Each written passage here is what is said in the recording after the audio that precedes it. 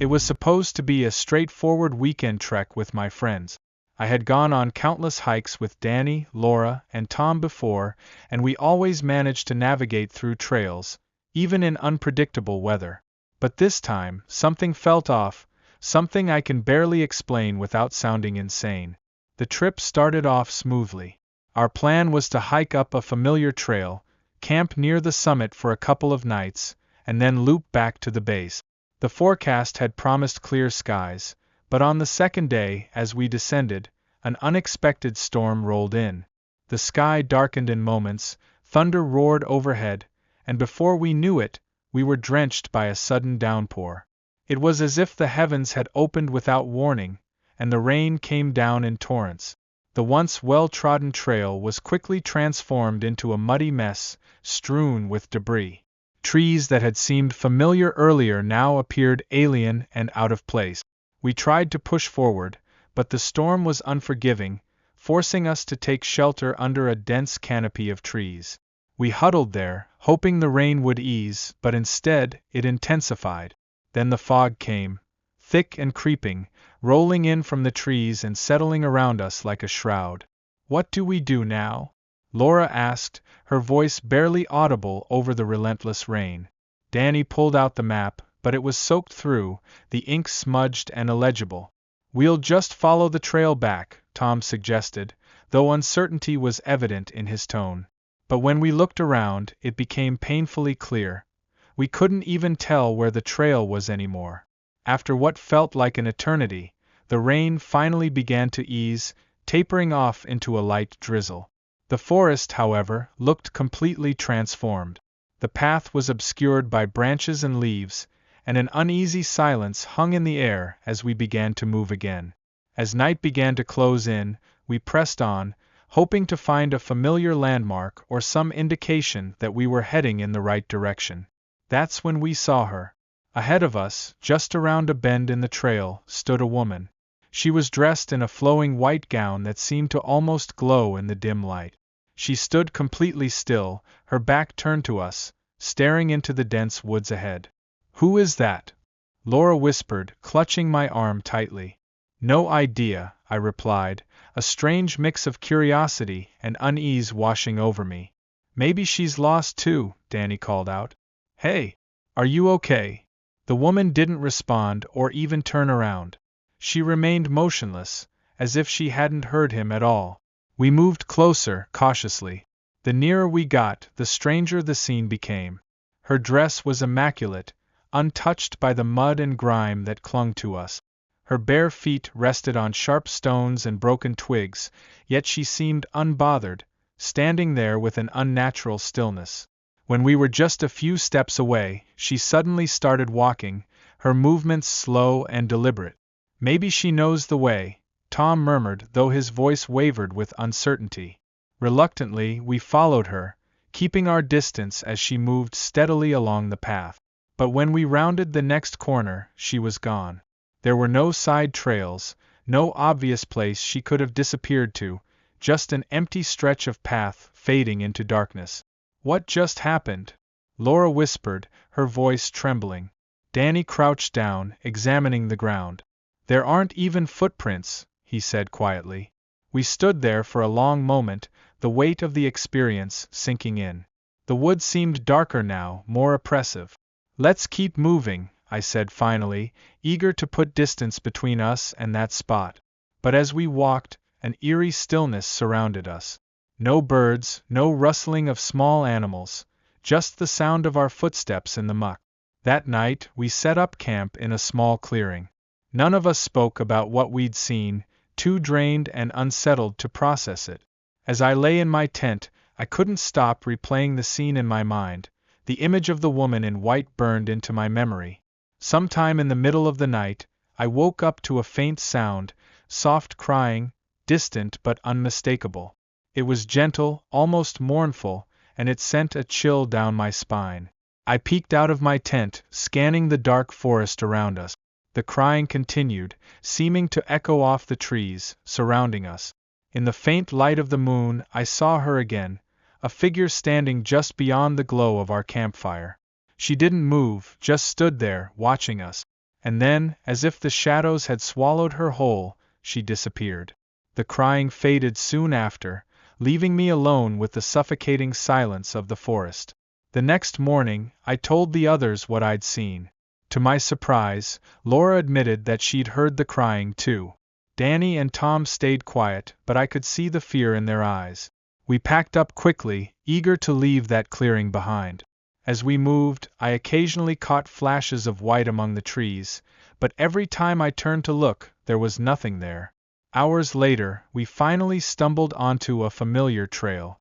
Relief washed over us as we recognized a fallen tree we had passed on the way up. We followed the path down without stopping, too shaken to speak until we reached our car. We drove home in silence, each of us lost in our thoughts. No matter how much I try to rationalize it, I can't explain what happened. And I'll never forget the sound of that mournful crying in the woods.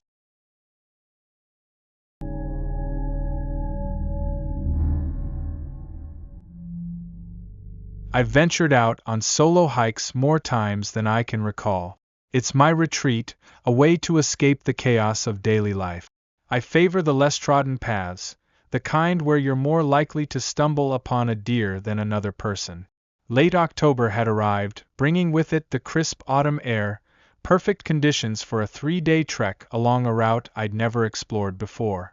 About 12 miles into the first day, I noticed him. He was perched on a fallen log just off the trail, as though he'd been waiting. He appeared to be in his 50s, with scruffy, graying hair and an old, worn-out jacket. As I passed, he lifted his gaze, and our eyes locked in a way that felt oddly intense. "Hey," he called out, "you wouldn't happen to be familiar with these woods, would you?" I paused, more out of courtesy than interest, and shook my head. "No, first time here," I replied. He scratched at his neck, seeming deep in thought. "I've misplaced my camp," he admitted. "Went out to gather some firewood, and when I turned around, I couldn't find my way back." I glanced around, but there was nothing around us except endless trees. "All right," I said, "I can help you look. Where did you last see it?" He gestured vaguely behind him, in a direction I hadn't come from. "Back that way, I think." We started walking together, and as we did, he mentioned he'd been out there for a few days already, though he'd run out of food the night before. I handed him a granola bar from my pack, which he accepted with a quiet "thanks," tearing it open and eating it ravenously. We trekked for what felt like an hour in near silence. The further we went, the denser the forest became, blocking much of the late afternoon sunlight. The terrain grew rougher, but I told myself he must know the way, that he'd recognize something soon. Yet as time dragged on, it became clear he was just as lost as I was. We hadn't seen a single trace of a campsite, and I couldn't even figure out where we'd started anymore, just an endless sprawl of woods. "Are you sure it's this way?" I asked, glancing at him. He scratched his head, looking around aimlessly. "I could have sworn it was." His words faded as if he'd lost his train of thought. That's when unease began to settle over me. There was something off about him. He didn't seem threatening, but his behavior was unsettling, almost as if he wasn't really trying to find his camp. It felt like he just wanted to keep wandering deeper into the forest. "Look," I said finally, stopping to catch my breath, "I think we're going in circles. Maybe we should head back." He didn't respond, just stared at me with a distant, unfocused expression. It was as though he hadn't even heard me. "Hey," I repeated, more forcefully this time. He blinked, snapping out of whatever trance he was in. "Sorry," he mumbled. "Guess I got turned around." By then, the sun was dipping low, and I had no intention of wandering aimlessly with him after dark. I made up my mind. "I really need to get back on track," I told him.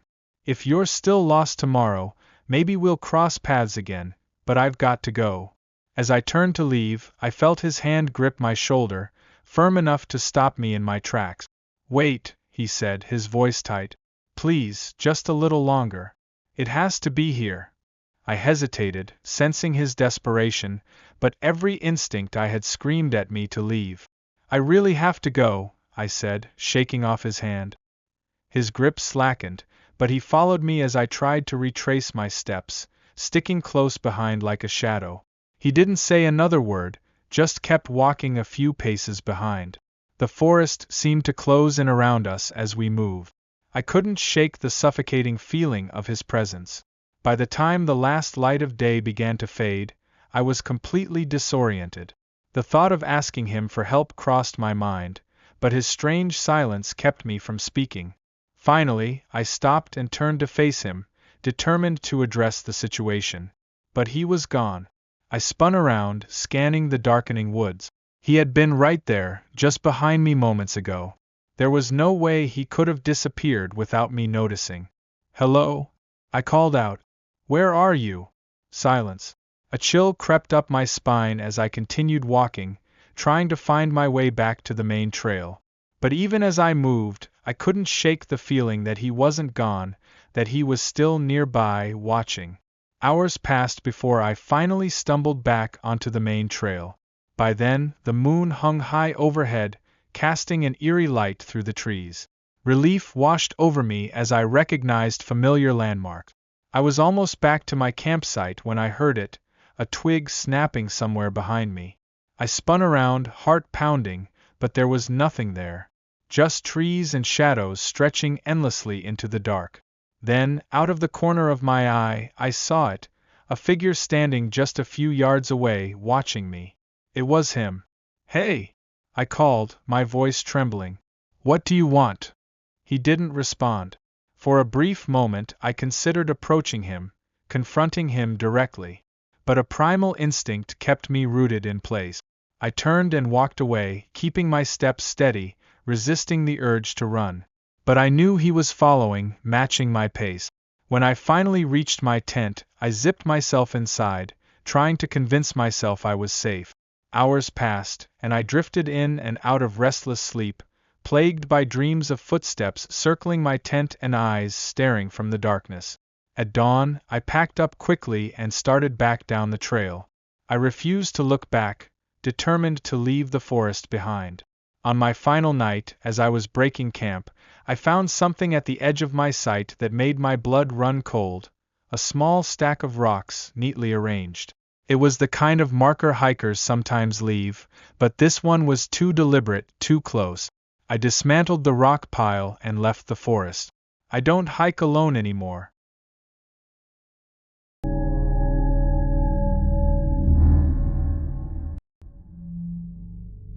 Embarking on solo hikes had always been my thing. My friends would often warn me about the risks of going alone, but for me, it was the ultimate way to clear my thoughts. Just me, the trail, and the soothing symphony of nature. No interruptions, no distractions.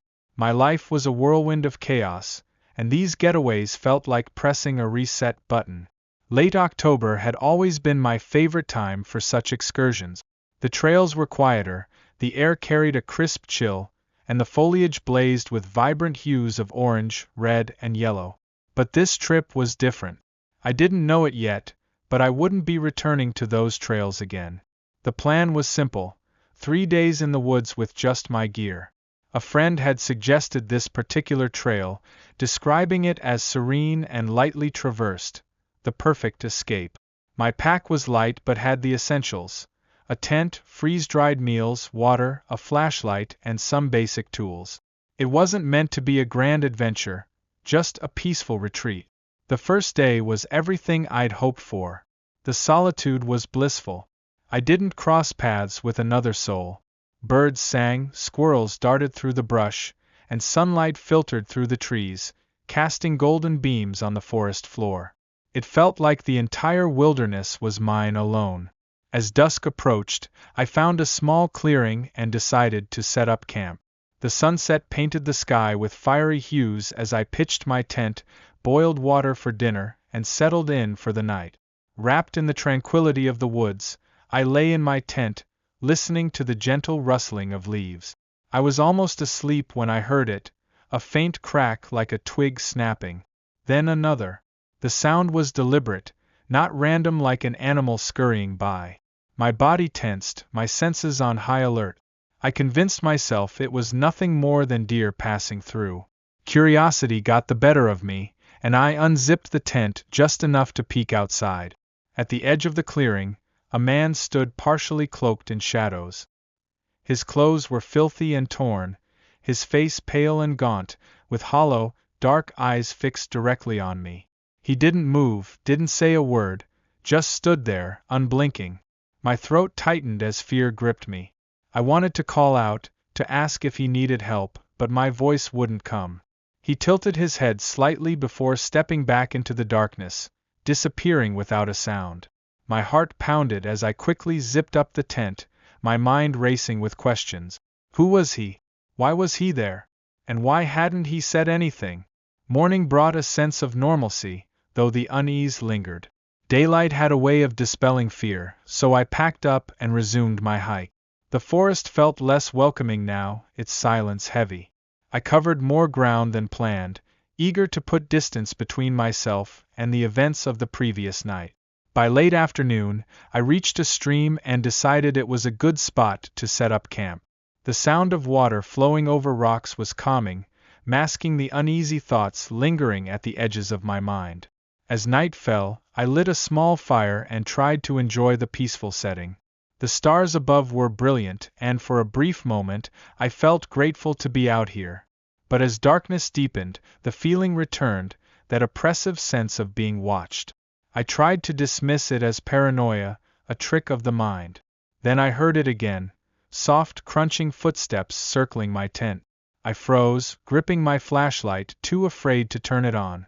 The steps were slow, deliberate, stopping just outside my tent. My pulse thundered in my ears as I lay there, motionless. Eventually, the steps receded into the wood. I exhaled shakily, but sleep was impossible. When dawn broke, I wasted no time packing up and hitting the trail. Every shadow, every rustle, felt like a threat. I glanced over my shoulder often, half expecting to see someone, or something, behind me. Around mid-morning, I caught movement out of the corner of my eye. A figure darted between the trees, keeping pace with me but staying just out of sight. I stopped, squinting into the forest, but saw nothing. Just shadows and trees swaying in the breeze. My pace quickened, my heart racing. The forest felt alive, closing in on me. As the sun dipped lower, I knew I'd have to stop for the night. I found a rocky outcrop and decided it was my best option. Hastily, I set up camp, keeping my flashlight within reach. The silence was unnerving, broken only by the occasional rustle of leaves. Then I saw it again. A shadowy figure stood at the edge of the clearing, just beyond the firelight. I couldn't make out any details, but I knew it was the same man. Fear rooted me in place as he took a step back, melting into the shadows. I grabbed my flashlight, shining it in his direction, but it revealed only empty forest. I couldn't stay there. Panic overriding exhaustion, I threw my gear together and started down the trail. The darkness was suffocating, the faint glow of the moon barely lighting my way. Every step was accompanied by the sound of unhurried footsteps behind me.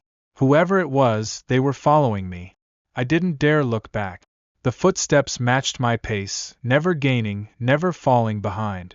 It felt like the forest itself was conspiring to trap me. My legs burned, my lungs ached, but I pushed forward, desperate to escape. Finally, a faint light appeared ahead. The parking lot. Relief washed over me as I stumbled toward it, my body on the verge of collapse.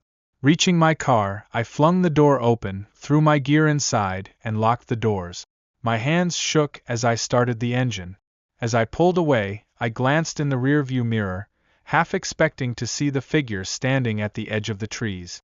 But there was nothing. Just the dark forest receding into the distance. That experience changed me. I stayed away from hiking for months. Even when I finally returned, the idea of sleeping in a tent was out of the question. That eerie, hollow-eyed figure had taken the peace I once found in the woods, leaving behind only unease and questions I'll never have answers to.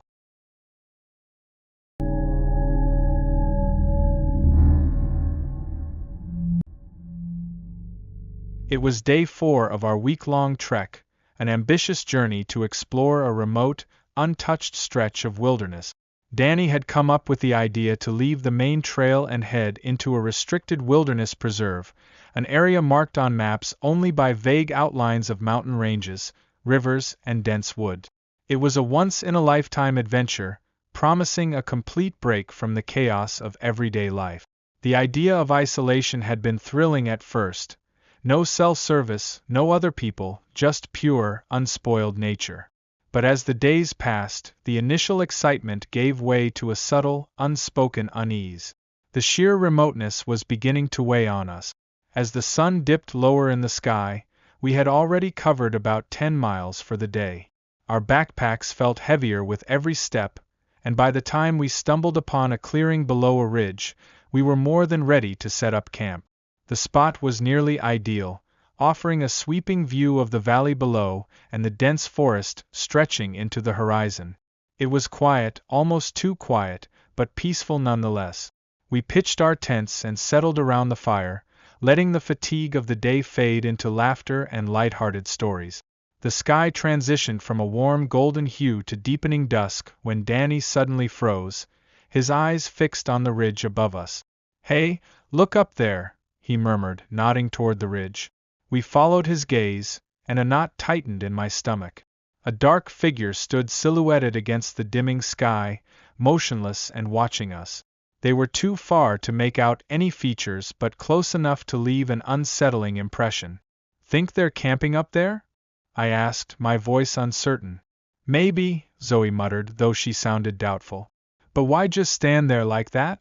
Danny shrugged, trying to play it off, but the unease was evident in his tone. "Probably nothing," he said, though the air felt heavier now, like we had inadvertently crossed some invisible boundary by camping here. The figure remained unmoving, watching, until the last light faded. Then, as darkness enveloped the ridge, they turned and disappeared into the forest. We exhaled in unison, though the tension lingered. Danny laughed nervously, but I noticed his frequent glances back toward the ridge as he stirred the fire. "They didn't seem like they wanted company," he muttered, but his usual confidence was missing. Night fell quickly, bringing with it an eerie chill that the fire couldn't quite dispel. The clearing felt oppressively empty, as though our voices and laughter were confined to the circle of light around the fire. I kept glancing toward the ridge, half expecting the figure to reappear. But the ridge remained cloaked in darkness. When the fire finally burned low, we crawled into our tent. I lay awake, straining to hear the usual sounds of the forest, but the night was disturbingly quiet. Then came a faint clatter, the sound of small rocks tumbling down the ridge. At first, it was just a few pebbles rolling softly, but the noise grew louder and more deliberate, as if someone was intentionally sending them down toward our camp. I unzipped my tent and peered out, meeting Zoe's wide-eyed expression. "You hear that too, right?" I whispered. She nodded, her gaze fixed on the ridge. "Someone's up there," she murmured. Danny emerged from his tent, squinting into the darkness. "Probably just some loose rocks," he said, though his voice lacked conviction. But the falling stones continued, deliberate and unsettling. Finally, Danny grabbed his flashlight and stood. "I'm checking it out. Can't sleep with this racket." Zoe and I exchanged a nervous glance, but said nothing as Danny climbed toward the ridge, his flashlight beam bouncing with each step. He called out, but the forest gave no response. Near the top, the beam briefly illuminated the figure, standing still as a statue. Then, in a blink, they vanished into the shadows. Danny hurried back, his face pale. "There's nothing up there," he said, though the fear in his eyes betrayed him. "But I saw something." As he spoke, another rock tumbled down, this time landing right at his feet. We sat in stunned silence, staring at the ridge. It felt like a warning. We debated leaving immediately, but hiking out in the dark seemed even more dangerous. Then, faint and chilling, a whisper drifted down from the ridge, soft, unintelligible, and deeply unnerving. Zoe broke the silence. "We have to go," she said, her voice firm. Danny didn't argue. We packed quickly, each of us glancing nervously toward the ridge. Though the figure didn't reappear, the oppressive feeling of being watched persisted. As we started down the trail, a crashing sound erupted, a massive boulder tumbling down the ridge, landing with a deafening thud just behind us. It was no accident. We bolted, flashlights flickering as we fled through the dark.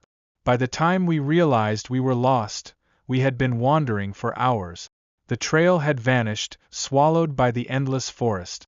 Each step seemed to pull us deeper into the wilderness, and every pause brought the unnerving sensation of being watched. Exhausted and disoriented, we pressed on, too afraid to stop. The whispers returned that night, faint and haunting, accompanied by rustling and the occasional snap of a twig. By dawn, the ridge was long gone, replaced by an endless expanse of trees. Sunlight filtered weakly through the canopy, casting shifting shadows that seemed to move with us. After 2 days of wandering, dehydrated and desperate, we finally saw the glint of headlights through the trees. Our car, half covered in debris, was exactly where we'd left it. We stumbled inside, locking the doors and driving away in silence, too shaken to look back. It's been 2 years since that trek, and none of us have returned to the wilderness. Whatever we encountered on that ridge didn't want us there. And for 2 days, we were trespassers in a place with rules we didn't understand. If these stories gave you chills, don't forget to hit the like button and subscribe for more real-life horror tales. Have a spooky hiking story of your own? Share it in the comments. We'd love to hear your spine-chilling experiences. And remember, the next time you venture into the wild, stay vigilant. You never know what might be watching. Thanks for tuning in, and I'll see you in the next video.